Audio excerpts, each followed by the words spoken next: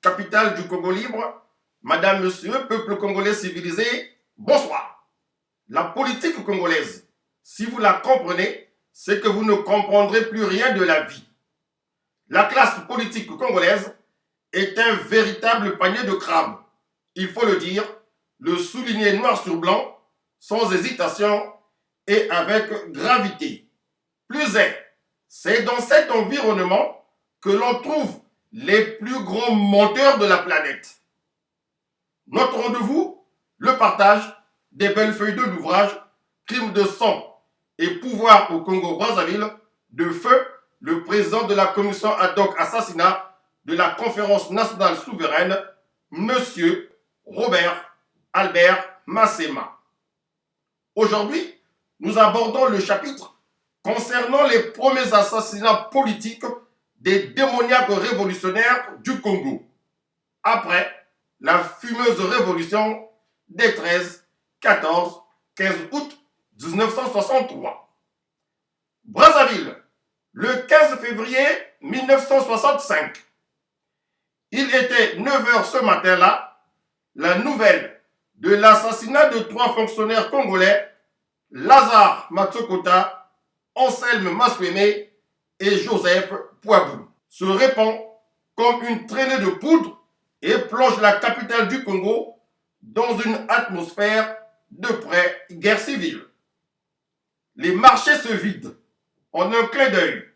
Les vendeurs et les acheteurs se précipitent chez eux. Dans les écoles, les parents vont vite reprendre leurs enfants, entrant parfois en altercation avec certains enseignants qui n'ont aucune instruction officielle et refusent de laisser partir les élèves. Dans les entreprises et les administrations situées pour la plupart au centre-ville, les employés abandonnent leur poste pour rejoindre précipitamment leur domicile dans les 4 quartiers populaires de Brazzaville: Potopoto, Mungali, Wenze et Bakongo. Des unités motorisées de la gendarmerie, de la jeunesse du mouvement national de la Révolution et de la défense civile sillonnent les artères de la capitale. Cependant, mise à part la fausse alerte qu'elle provoqua le 15 février 1965, il n'y eut pas de suite à cette affaire qui survint 2 jours après une intervention prémonitoire au Parlement du Premier ministre Pascal Lissouba qui annonçait l'imminence d'une gymnastique militaire dans le pays. Elle fut donc étouffée. Les émeutes n'éclatèrent pas. Et malgré le procès organisé à huis clos par Marien Ngouabi, à son arrivée au pouvoir en 1968, l'on s'interroge toujours tant sur les mobiles et les circonstances dans lesquelles les 3 personnalités ont trouvé la mort que sur la main noire qui les a frappés. Matsokota était le procureur de la République, Joseph Poibou, le président de la Cour suprême, et Anselme Masweme, le directeur de l'information. Pourquoi a-t-il fallu les supprimer pour que la révolution congolaise avance? Nous allons tenter de répondre à cette interrogation. L'étrange machination. 1961. Antoine Mabungu Mbida, ancien militant de l'ABC, et Aimé Matsika, leader syndical de la CGAT, viennent de créer leur groupe de réflexion. À cette même époque, la tension monte petit à petit à Brazzaville. Les illusions nées de l'indépendance qui n'ont certes qu'une année et n'assurent que la continuité de la politique coloniale commence à s'effondrer. Le président Fulbert Hulou est à la tête du gouvernement depuis 3 ans et rien n'a fondamentalement changé. Misère, chômage, coût de la vie toujours élevé sont le lot quotidien. Les espoirs s'évanouissent, cédant le pas au découragement et à une sourde protestation dans la population. Son régime n'a pas tenu ses promesses électorales. Pire encore, ces gestionnaires s'illustrent par un trait de vue démesuré, narguant ainsi la majorité de la population déshéritée. Cette atmosphère sociale déjà considérablement défavorable au régime, qui tente de restreindre les libertés fondamentales, renforce notre groupe qui se structure et grandit de manière tentaculaire dans toute la ville. Julien Boukambou, Tolé Ganga, Dieudonné Miakassissa, également responsable de la CGAT, et Belos Balo Santari, président de l'Union des jeunesses congolaises, intègrent ce groupe clandestin qui édictera les mots d'ordre et conduira, par le biais des responsables syndicaux, l'insurrection populaire qui dépose Fulbert Hulou en août 1963. Cependant, si l'arrivée de quelques anciens de l'AEC à partir de 1962 consolide le groupe et permet le succès de son action qui débouche sur la proclamation d'une révolution et l'adoption du socialisme scientifique au Congo, son élargissement à partir de 1965 le minera considérablement au point de provoquer sa dislocation. Non seulement le retour massif au Congo et l'intégration de certains anciens militants de la FEANF y transposent les contradictions antérieures, mais encore leur cohabitation avec les syndicalistes qui ont été à la base du mouvement populaire pose de sérieux problèmes. En réalité, ayant réussi à se fondre en une organisation unique en vue de mieux affronter le pouvoir, ces responsables syndicaux ne recherchaient en majorité dans leurs oppositions à Yulu qu'une amélioration substantielle des salaires en fonction du coût de la vie, des conditions de travail meilleures et un changement de certains hommes dont la gestion néocoloniale de la collectivité avait prouvé les limites. Mis à part les rares initiés du groupe, ils n'ont donc aucunement l'intention d'utiliser l'arme de la grève pour un changement de régime et encore moins pour l'instauration du socialisme. La démission de Yulu ne leur étant apparue légitime qu'en raison de son refus de négociation ayant coûté la vie à 3 personnes. C'est ainsi que si l'arrivée au pouvoir de Alphonse Massamba Deba les rassure sur une certaine continuité, ces hommes n'en sont pas moins inquiétés par l'option idéologique de son régime. Les jeunes intellectuels qui se sont greffés à ce mouvement syndical populaire entendent le récupérer et se substituer à cette vieille classe politique en exhibant leurs diplômes universitaires. S'ils y arrivent en imposant l'entrée massive de cadres dans la première équipe de Massamba Deba, il leur manque un atout fondamental. Ils n'ont pas d'assises populaires et ne peuvent donc récupérer cette formidable mobilisation populaire des lendemains de l'insurrection. Ils doivent par conséquent se résigner à attendre. Un seul d'entre eux aurait pu s'imposer à la chute de Yulu, mais il avait fait en cet instant précis défection. Lazare Matsukuta. Ce jeune homme de 30 ans, d'un charisme et d'une éloquence inégalable, pouvait suspendre à ses lèvres une foule pendant des heures entières. Lazare Matsukuta, un des jeunes, sinon le jeune, le plus avancé politiquement, le marxiste conséquent qui combattait résolument le régime de Yulu et dont le meeting au cours des vacances de 1957 avait profondément marqué la jeunesse, refuse de prendre part à l'insurrection populaire d'août 1963. Comment et pourquoi? Mabungu Mbida l'explique, parlant des 3 victimes de février 1965. Parmi ces 3 hommes, je ne connaissais bien que Lazare Matsukuta. Masweme m'était totalement inconnu Et lorsqu'un ami m'a téléphoné le matin pour m'annoncer les assassinats, je lui ai demandé qui était ce Masueme. J'ai dû rencontrer Poabou une fois, mais je ne le connaissais pas. Par contre, Lazare était un ami, un cadet.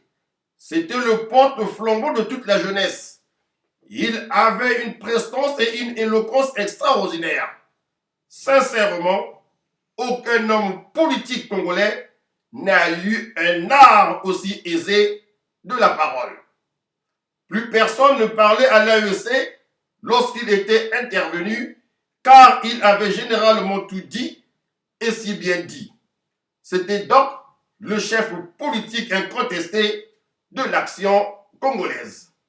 Resté en France pour achever sa thèse de doctorat, il n'était toujours pas facile de concilier militantisme engagé et études en raison des représailles dont on était souvent l'objet. Lazare, qui avait gardé un contact permanent avec le groupe, se retrouve par bonheur pour nous en 1963 à Brazzaville pour ses vacances scolaires. Il serait donc notre homme après la démission de Youlou, car l'issue de la grève nous prenait de court. Malheureusement, c'est le moment qu'il aura choisi pour nous lâcher. C'est ainsi qu'au cœur du mouvement, lorsque nous avions entrepris de négocier avec les officiers français le départ de Youlou, je l'ai appelé pour lui demander de conduire la délégation que nous allons composer à cet effet. Lazare m'a répondu exactement ceci. Votre révolution n'est pas légale. Elle n'est pas constitutionnelle. Je ne la soutiens pas et n'y participerai pas. J'étais choqué d'entendre de tels propos de sa part et ai rétorqué en disant « Mais tu es fou! Depuis quand une révolution a-t-elle été légale? Cite-moi un exemple. Je pense que tu n'es plus juste et que ton droit va t'abrutir. Je refuse de prendre part à une action dont je ne connais ni les tenants ni les aboutissants. Je suis catégorique, je ne viendrai pas. » Il m'a presque raccroché au nez. J'étais complètement désarçonné par ce que je venais d'entendre de la part de Lazare. Je ne le reconnaissais pas. Et c'est lorsque je suis allé négocier avec les Français que j'avais appris par le biais d'un jeune officier qu'en vue de surmonter la crise, Youlou avait, par l'intermédiaire de certains sages de la région du Poul, contacté dans la nuit du 13 août Lazare Matsokota. Il lui aurait proposé le poste de Premier ministre et ce dernier avait accepté. C'est ce qui justifiait bien sûr son refus d'adhésion au mouvement. Un instant s'il vous plaît, avec votre permission, une petite gorgée d'eau fraîche.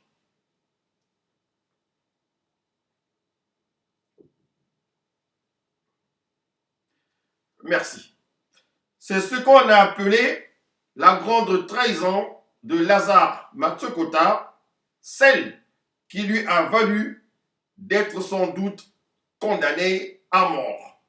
D'autant plus que lorsque le groupe lui propose le portefeuille de la justice dans le gouvernement provisoire dirigé par Massamba Deba qui succède à Youlou, il répond carrément qu'il ne pouvait pas se mettre sous les ordres d'un instituteur et quand Pascal Lissouba est nommé Premier ministre, il lui tend encore la perche. Il refuse de collaborer avec la Grenoble de Tunis déguisée en petit commis d'État. La pression ethnique l'avait-elle réellement conduit à trahir ce groupe qu'il n'avait pourtant pas dénoncé au point de renier ses convictions politiques? Avait-il été trop ambitieux et surestimé démesurément ses propres capacités? Ou encore n'avait-il pas compris, bien avant les autres, essentiellement préoccupé par le pouvoir, que cet entrisme dans un mouvement au contour idéologique flou, placé sous la direction d'une classe politique très hétéroclite et peu formée, ne pouvait pas accoucher d'une révolution au sens réel du terme. N'avait-il pas offert un gracieux subterfuge à ses anciens adversaires politiques? Ces questions resteront en partie sans réponse puisque Lazare Matsokota prend du recul et vaque à ses fonctions de procureur de la République jusqu'à ce que des mecs criminels le frappent. La conjuration. L'arrivée de Massamba Deba au pouvoir n'est donc qu'un compromis provisoire pour les jeunes intellectuels marxisants. Juste pour eux le temps de se faire un nom dans l'opinion, de se rallier un nombre important de militants et de sympathisants avant de les écarter. Le groupe de Mpila, qui sort de la clandestinité à la faveur de la victoire sous le régime Youlou, se transforme en quartier général, mieux, en centre du pouvoir. Mabungu Mbinda affirme: avant la révolution, les syndicalistes et nous soutenions les mêmes objectifs car le régime avait instauré une véritable gabegie qui l'avait plongé dans une incurie totale. Youlou, bien qu'étant de la même région que la majorité d'entre nous, avait déçu. Il avait, pour ainsi dire, trahi les principes sacrés, les traditions acquises et ancrées de la culture Congo, faites de transparence et de droiture. Chez nous, on dit souvent que lorsque le peuple Congo t'honore, tu dois en supporter le poids et les exigences. Youlou n'était pas un président ordinaire. Il était avant tout un curé et devait de ce fait prêcher par la perfection, même si celle-ci n'est pas de ce monde. Son comportement laissait à désirer. Maîtresse par-ci, gestion désordonnée et laxiste par-là, etc. C'est d'ailleurs la raison pour laquelle Madame de Gaulle, cette femme très pieuse, avait insisté auprès de son mari pour qu'il le fasse partir car elle ne voulait voir l'église souillée. Dans notre démarche, il n'était pas question de déposer Youlou, mais de lui adjoindre des hommes capables de l'aider à s'en sortir. Mais Youlou a été intransigeant, faisant même corps avec son gouvernement, ce qui a provoqué le raz-de-marée du peuple.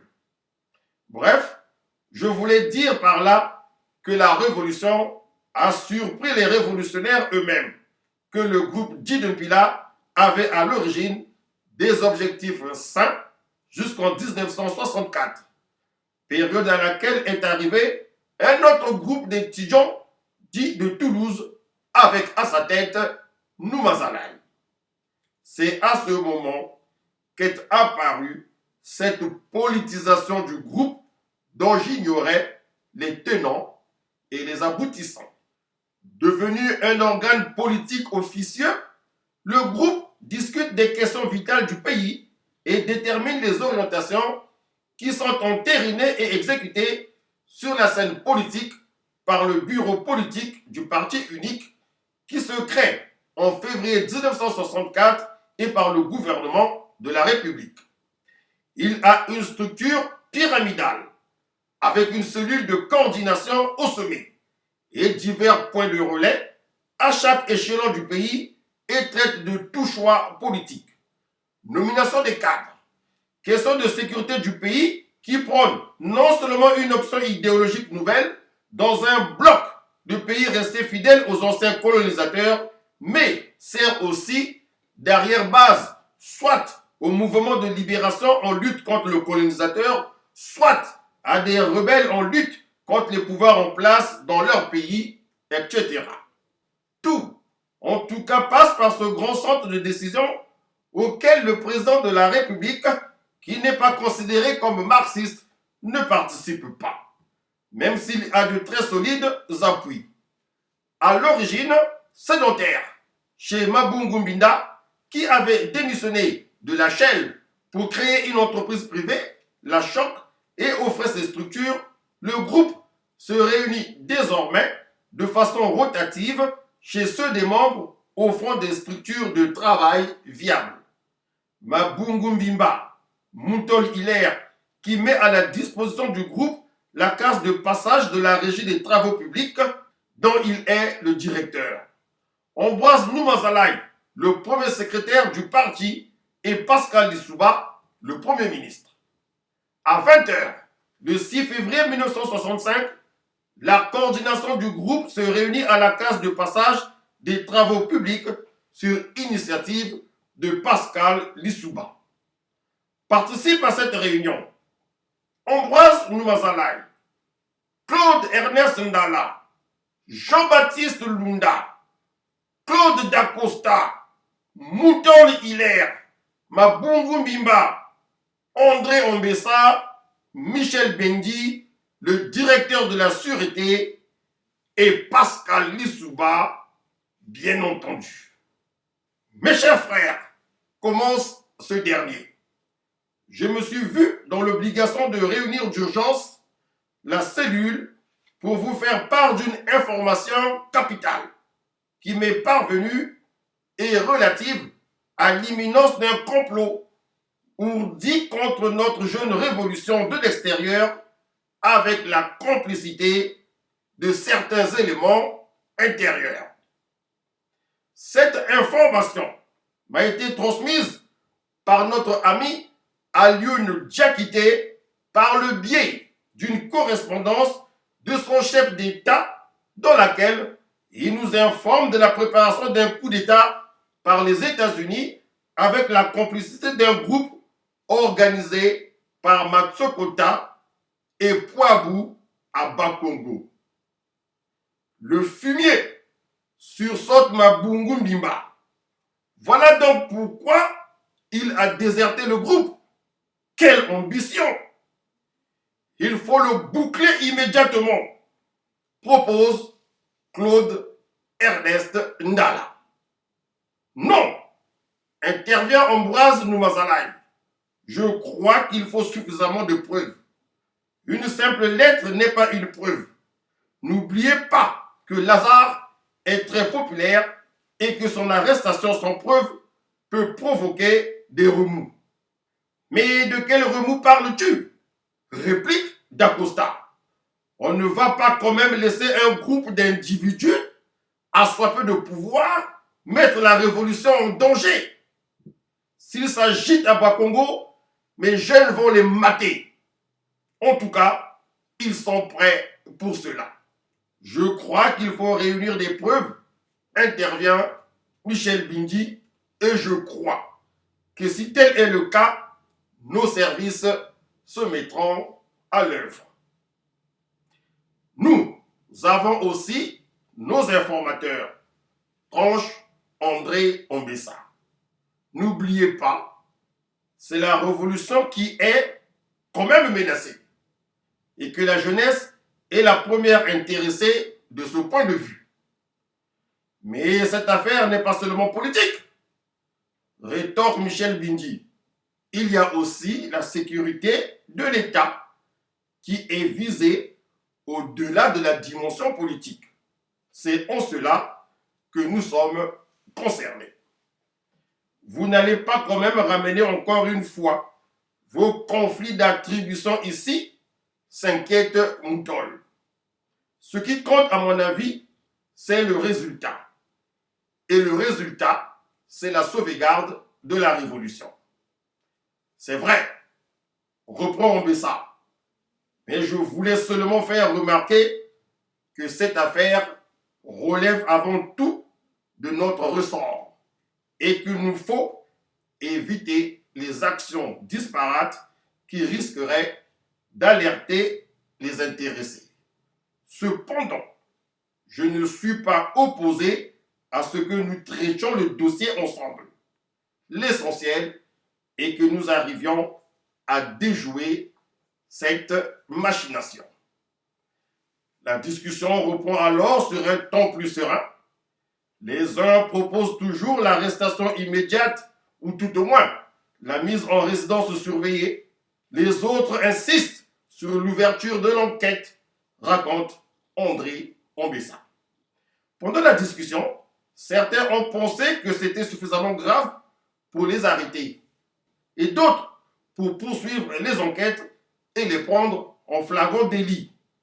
Je ne peux pas me rappeler exactement de tous les participants, mais il devait y avoir Dacosta, Moutol, Noumazalaï, moi-même, Lissouba était là et d'autres dont je ne me souviens plus. On avait fini par décider de les suivre pour les neutraliser. Finalement, la deuxième proposition l'emporte. Les services de renseignement de la GMNR et ceux de la Sûreté nationale devront prendre en filature les conjurés en vue de les neutraliser le moment venu. Ainsi s'achève très tard dans la nuit cette importante réunion du groupe de Mpila. Pendant qu'il rentre chez lui, Antoine Mabungu Mbimba, qui reste intrigué tout au long du débat, tant par la teneur de l'information qui leur a été communiquée que par le fait que Pascal Lissouba n'en ait auparavant discuté avec le président de la République, fait part de ses soupçons à André Ambessa qui le raccompagne. Comment se fait-il que le président Modibo ait préféré saisir le Premier ministre alors qu'il a de très bons rapports avec le président Massamba Déba? Je ne suis pas du tout convaincu de la véracité de l'information qui nous a été communiquée. Je ne vois vraiment pas Lazare Matsokota dans un coup d'État avec les Américains, même s'il est vrai qu'il a saisi la perche que Yulu lui avait tendue sans nous en parler. Je n'ai jamais cru qu'il soit devenu anticommuniste jusqu'à ce point. En plus, avec qui agira-t-il au sein de l'armée? Je n'ai vraiment pas confiance en tes jeunes amis. Ils créent la terreur et véhiculent trop d'informations fausses à travers leur dipanda. Te souviens-tu de la prétendue attaque imminente de Tchombe de novembre dernier? Nous avions tous fui nos domiciles cette nuit-là. Et finalement, rien ne s'est passé. Dans tous les cas, nous avons pris la bonne résolution en optant pour l'enquête. Tente de le rassurer son interlocuteur. Vrai ou faux? Nous le saurons plus tard. Il ne sera pas question d'arrêter des gens sans preuve. D'accord, mais tout cela m'inquiète. Poursuit Mabungu Mbimba. Pourquoi Matika, Bukombu, Tolenganga et Balosa n'ont-ils pas été prévenus? Pascal n'a pu sans doute joindre tout le monde. Il faudra leur faire un compte rendu de la réunion. Ne t'inquiète pas, je le ferai à la première occasion. J'en parlerai aussi dès demain aux vieux. De cette réunion, Alphonse Massamba Déba est effectivement informé le lendemain. Son informateur et proche parent le rassure en lui faisant part de la décision arrêtée par le groupe. Le président ne peut a priori émettre de doute sur l'information qui lui est transmise. Le Congo et sa révolution vivent effectivement dans un environnement très hostile. Son régime est contesté par tous ses voisins.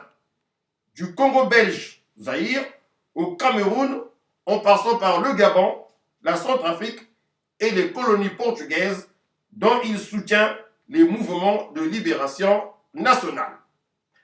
Avec la France, son ancienne métropole et la quasi-totalité des États occidentaux, les liens sont manifestement tendus, même si on n'est pas à la rupture. C'est donc un état sous le pied de guerre que ce fervent protestant dirige en s'efforçant de prêcher la modération.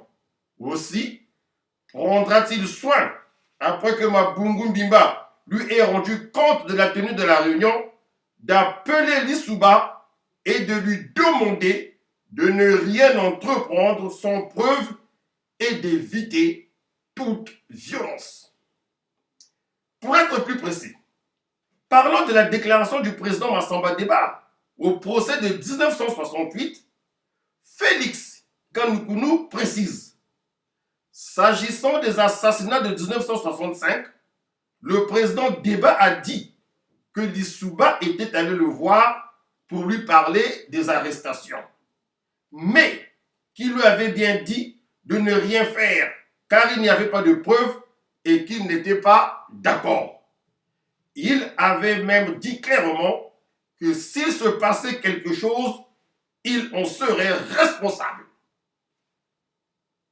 Mais ni Deba, ni Mabungu Mbimba, et encore moins ceux qui leur sont proches sur la scène politique, ne savent que ces anciens de la FEANF continuent à user des méthodes de cette organisation et qu'en marge de la cellule apparente de Mpila fonctionne un noyau dur décidé à prendre le pouvoir. Pascal Lissouba et Ambroise Noumazalaï, qui donnent en public l'impression d'être en profond désaccord, ont en effet pris l'option de ranger provisoirement au vestiaire leurs contentieux pour œuvrer ensemble à la mise à l'écart de débats.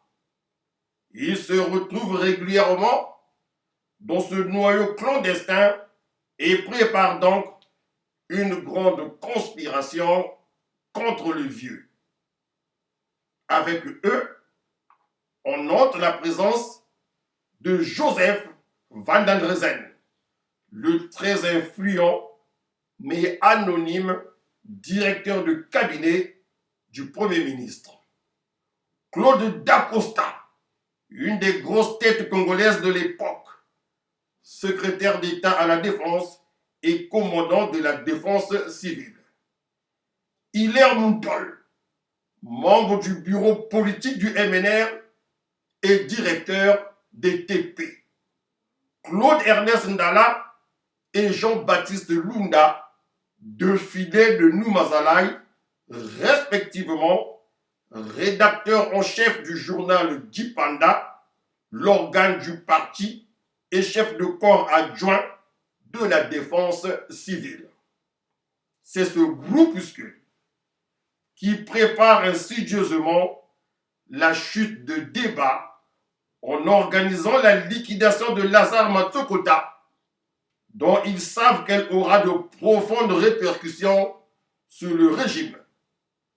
Bien entendu, l'information sur l'existence du complot est autant imaginaire que la fameuse lettre du président Modibo Keïta. Info soigneusement préparée par le noyau dont Alioune Diakité, ambassadeur du Mali, un socialiste au comportement très étrange, est un complice. Pourquoi alors cette liquidation? Monsieur Nchinchi Jean-Marc, chef du service de renseignement de la police, explique. D'après les informations en ma possession à cette époque, ils avaient décidé de les tuer parce que les rumeurs disaient que si on renversait Massamba Deba, Matsokota, Poabou, Masueme et Ngaliba pouvaient commander. Le quatrième, enlevé quelques jours après, l'ayant échappé belle parce que sa femme s'était présentée presque nue devant le président de la République. Pourtant, Pascal Lissouba est le dauphin désigné du président Massamba Deba, qui l'apprécie pour ses références universitaires et ne se cache pas de le lui faire savoir. Mais l'universitaire que l'on appelle la pipe ne peut attendre la longue procédure de succession et s'impatiente. De plus, il n'a jamais digéré et excusé au grand Lazare l'affront qu'il lui a fait en le traitant de petit agronome de Tunis transformé en commis d'État. Sans doute entretient-il à son égard une sourde rancœur qui s'étend même généralement au cadre de cette région qui se donne toujours des airs de supériorité par rapport aux autres. Il entend, pour sa part, valoriser le grand Niari. Entendez par là le reste du Sud, concept longtemps véhiculé par Lissouba et qui a été, en quelque sorte, précurseur du Nibolek. Ambroise Noumazalaï est aussi à l'affût du pouvoir, mais il constate qu'il est le seul du Nord et s'en plaint souvent au sein du groupe de Mpila. Il prépare sous le masque d'un révolutionnaire le transfert du pouvoir du Sud au Nord et en fera toute sa préoccupation. Lazare Matsokota, qui l'écrasait intellectuellement et politiquement, est sa première cible, car il n'a pas oublié qu'il avait réussi à défaire sa tendance à l'AEC et aussi à lui ravir pour en faire sa fiancée, la belle Aimée Niali, avec laquelle il flirtait.